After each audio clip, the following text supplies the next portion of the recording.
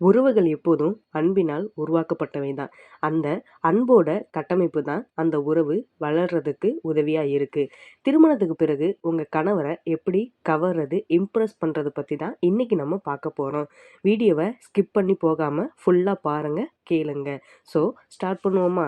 Number 1 communication and listen. First விஷயமா இருக்குது, நீங்க உங்க கணவர்கிட்ட ஓப்பனா வெளிப்படையா பேசணும். அது எந்த விஷயமா வேணாலும் இருக்கலாம். Choice is yours. ஆனா வெளிப்படையா எந்த விஷயமா இருந்தாலும் பேசணும்.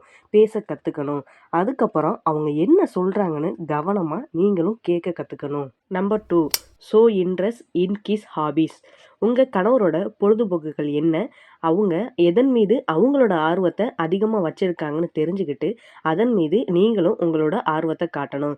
உதாரணமா சொல்லப்போனா, மூவி பார்க்குறது, சாங்ஸ் கேட்குறது, டிராவல் பண்றது, இல்ல வேற ஏதாவது அவங்க அவங்களோட பொழுதுபோக்கா என்ன பண்றாங்கன்னு பார்த்துக்கிட்டு, தெரிஞ்சுக்கிட்டு, அதன் மீது நீங்களும் ஆர்வம் காட்டணும். Number 3 gifts and surprise. நீங்க உங்க கணவருக்கு அப்பப்ப சின்ன கிஃப்ட்ஸ் அண்ட் சர்ப்ரைஸ் கொடுக்க பாருங்க. கிஃப்ட்ஸ்னா அதிகமா செலவு பண்ணி கொடுத்தா தான் நல்லா இருக்கும் அப்படின்னு இல்ல. சின்னதா இருந்தாலும் அதுல நீங்க அவங்க மேல வச்சிருக்க காதல காட்டுற மாதிரி இருக்கணும். உதாரணமா, நீங்க அவங்க மீது வச்சிருக்க காதல ஒரு லெட்டரா எழுதி கொடுக்கிறது, அவங்களோட பர்த்டேக்கு உங்கனால முடிஞ்ச கிஃப்ட்ஸ சர்ப்ரைஸ் பண்றது, இந்த மாதிரி ஏதாவது உங்க கணவருக்கு புடிச்ச கிஃப்ட்ஸையும் சில நேரத்துல அத சர்ப்ரைஸாவும் அவங்களுக்கு கொடுக்குற மாரி பார்த்துக்கங்க. Number 4 cook his favourite meals or plan special day nights. நீங்க உங்க கணவருக்கு அவங்களுக்கு புடிச்ச ஃபேவரட் ஃபுட்ட அவங்களுக்கு செஞ்சு குடுங்க. அது நல்லா வருது, வரல 2வது பட்சம். அட்லீஸ்ட் நீங்க அவங்களுக்காக ட்ரை பண்ணியிருக்கீங்கன்னு அவங்களுக்கு உங்க மேல காதல் தூண்ட வைக்கும். அதுக்கப்புறம் உங்களோட ஸ்பெஷல் டே, பர்த்டே, ஆனிவர்சரி இல்ல உங்களோட பர்சனலா நீங்க செலிப்ரேட் பண்ணணும்னு நெனச்ச டேஸ் எல்லாம் ஒரு நைட் டின்னர் பிளான் பண்ணுங்க. ரொம்ப சூப்பரான மூமெண்ட்டா இருக்கும். மொட்டை மாடியா இருந்தாலும் சரி, கட்டாந்தரையா இருந்தாலும் சரி, நிலா வெளிச்சத்துல அவங்க கூட பேசிட்டே சாப்பிடுற அழகே தனிதான். ஸோ ட்ரை பண்ணி பாருங்க. Number 5 support his goals and dreams. Marriage ஆனதுக்கப்புறம் கண்டிப்பா 2 பேருக்குமே ரெஸ்பான்சிபிலிட்டி கூடிரும். இருந்தாலும் கூட அவருக்கு ஏதாவது கனவுகள், இலக்குகள் இருந்தா, அத கேட்டு அத நோக்கி ஓட நீங்க அவங்களுக்கு சப்போர்ட்டா இருங்க. எப்படி மேரேஜ் ஆனதுக்கப்புறம் ஒரு பொண்ணோட வெற்றிக்கு பின்னாடி ஒரு பையன் இருப்பான்னு சொல்லுவாங்களோ, அந்த மாதிரி உங்க கணவரோட வெற்றிக்கு பின்னாடி நீங்க தான் இருக்கணுங்கிறதையும் ஞாபகம் வச்சுக்கங்க. Number 6 maintain physical affection and intimacy. கல்யாணம் ஆனதுக்கப்புறம் கண்டிப்பா தம்பதிகளாக இருக்க இருவரும் சேர்ந்து கையாளப்படுற விஷயம்னா பிசிக்கல் இன்டிமசி. அதனால ஏற்படுற ஒரு விதமான அஃபெக்ஷன் தம்பதிகள் இருவருக்கும் ஒரு விதமான நெருக்கத்த கொடுக்குது.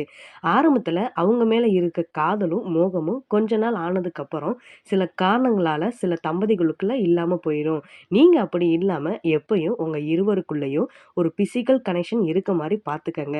உறவும் நல்லா இருக்கும், உணர்வுகளும் கூடும். Number 7 goods or bad times together. வாழ்க்கையில நிறைய நல்லது கெட்டது இருக்கத்தான் செய்யும். ஒரு நாள் நல்லா இருக்கும், ஒரு நாள் நல்லா இருக்காது. அதனால நீங்க உங்க கணவரோட நல்ல நேரத்துல மட்டும் கூட இருக்கணும்னு நினைக்காம, அவங்களோட கெட்ட நேரங்களிலும் அவங்க ஃபினான்ஷியல் ரீதியாகவோ, பிசிக்கல் ரீதியாகவோ, இல்ல மென்டல் ஹெல்த் ரீதியாகவோ ஏதாவது ஸ்ட்ரகிள்ல இருந்தா சேர்ந்து அவங்க கூட பேஸ் பண்ணுங்க. சப்போர்ட் பண்ணணும்னு நினைங்க. கூட இருங்க. அதுல இருந்து அவங்கள வெளிய கொண்டு வர முயற்சி பண்ணுங்க. Number 8 express gratitude. அதாவது உங்க கணவர் உங்களுக்கும், உங்களோட பெற்றோருக்கும் செய்யற நல்ல விஷயங்களுக்கும், அவங்கள பார்த்துக்கிறதுக்கும் நீங்க உங்க கணவருக்கு அவ்வப்போது உங்களோட நன்றிய தெரியப்படுத்திட்டே இருங்க. இதனால மேலும் உங்க உறவும் வலுப்பெறும். Number 9 small meaningful things. இது எத்தனை பேரு ரிலேஷன்ஷிப்ல பண்ணியிருக்கீங்கன்னு தெரியல. எப்பயுமே ஒரு உறவுக்குள்ள சின்ன சின்ன விஷயங்கள் அவங்களுக்காக நம்ம செய்வதன் மூலம் அவங்க மனசுல நம்ம ஃபில் ஆகிட்டே இருப்போம். நம்ம மேல அவங்களுக்கு காதல் கூடிக்கிட்டே இருக்கும். ஒரு பெரிய விஷயத்த பண்ணி தான் உங்க காதல அவங்களுக்கு தெரியப்படுத்தணும் இல்ல.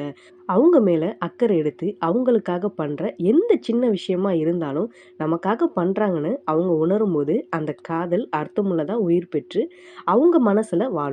அது எந்த விஷயமா இருந்தா உங்க கணவருக்கு சரியானதா இருக்கும், உங்க காதல மீனிங்ஃபுல்லா ஆக்கும்னு நீங்களே முடிவு பண்ணுங்க. 10 ட்ரெஸ்ஸிங் ஸ்டைல்.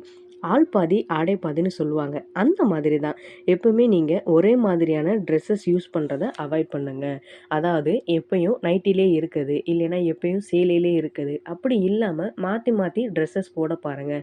அதனால உங்க கணவருக்கு உங்க மேல ஈர்ப்பு ஏற்படும். என்னதான் காதல் உங்க மேல அவருக்கு இருந்தாலும், சில நேரத்துல அத தூண்ட இந்த மாதிரி சில விஷயங்கள் பண்றது அவசியமா இருக்கு. Number 11 always be honest, respectful and loyal in your relationship. கணவன் மனைவி உறவுங்கிறது ஒரு தனித்துவமான உறவு. அத நம்ம இல்லைன்னு சொல்லிட முடியாது. அந்த உறவுல நீங்க உங்க கணவருக்கு நேர்மையா இருக்கணும். அவங்களுக்கு மரியாதை குடுத்து நடத்தணும். அவங்களோட உறவுக்கு விசுவாசமா இருக்கணும். அவ்வளோதான். இப்ப சொன்ன விஷயமெல்லாம் பேசிக்கா ஒரு டிப்ஸா வச்சுக்கங்க. நல்ல ரிலேஷன்ஷிப்ப மெயின்டெயின் பண்ணுங்க. எப்பயுமே உங்களோட உறவ உங்கள தவிர யார்னாலயும் நல்லா பார்த்துக்க முடியாது. உங்க கணவர நல்லா பார்த்துக்கங்க. அவங்க கூட சந்தோஷமா இருங்க. வீடியோவ ஃபுல்லா பார்த்ததற்கு உங்களுக்கு நன்றி. இந்த டாபிக் பத்தி நீங்க எதுவும் சொல்ல விருப்பப்பட்டா, நெனச்சா நம்ம கமெண்ட் செக்ஷன்ல கமெண்ட் பண்ணுங்க. Thank you all.